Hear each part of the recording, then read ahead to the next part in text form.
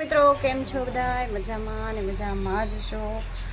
તો આજે ફરી અમારા નવા બ્લોગમાં બધાનું હાર્દિક હાર્દિક સ્વાગત છે. આજે દશામાના 5મો દિવસ થઈ ગયો છે. તો જો બધા આરતી અને પૂજાની તૈયારી કરે છે. મમ્મીને જીગુબેન બે ઘડીકમાં 5મો દિવસ થઈ ગયો છે કા મમ્મી? મમ્મી થઈ ગયા. આપણે દિશામાં 5 દિવસ થઈ ગયા. જો 10 દિવસ ખબર નહીં રહી. હા, જો પૂજાની તૈયારી શરૂ છે.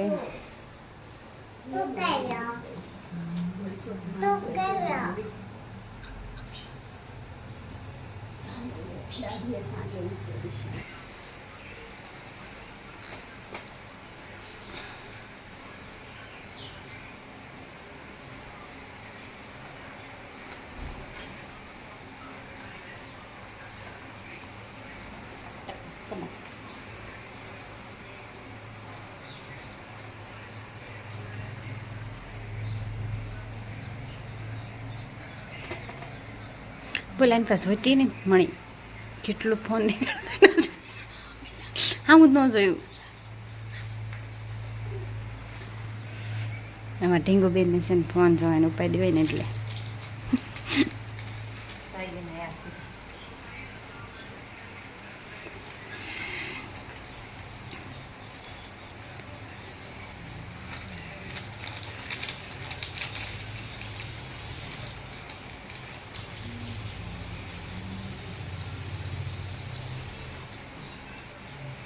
ઢીંગુ તારા આરતી ઉતારવાની છે.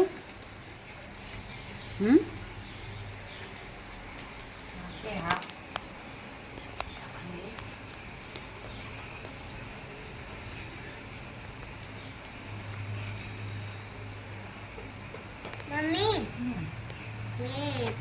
પૂજા ઉતારવાની છે.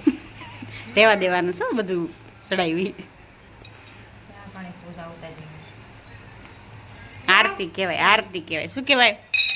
આરતી ઉતારવી. શું બોલ?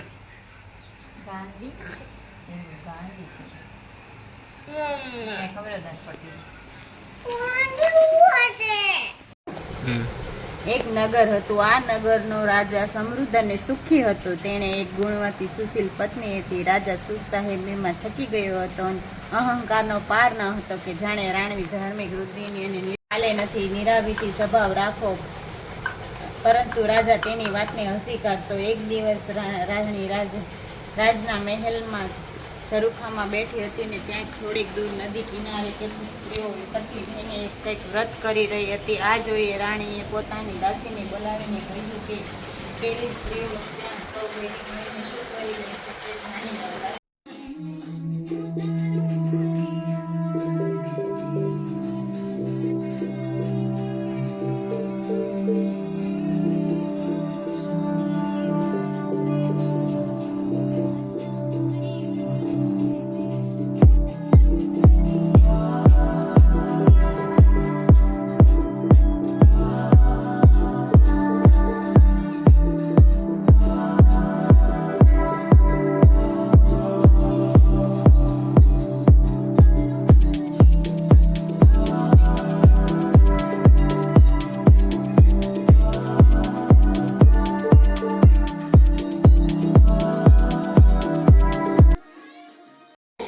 જો અમારે કાબર બેન વિયા છે ને વિશુભાઈ અમારે ખવડાવે છે. જો બેને ભાઈ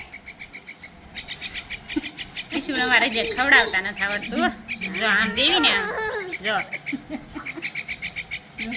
વળી ગઈ. મામા એક પછી એક રમકડા જનાવરા ભાત કરે.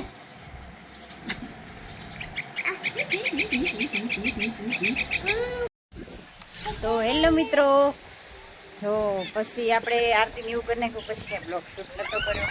ઘરનું કામકાજ એવું કરતું ને હવે બધા આવી ગયા સીરીઓ બેસવા.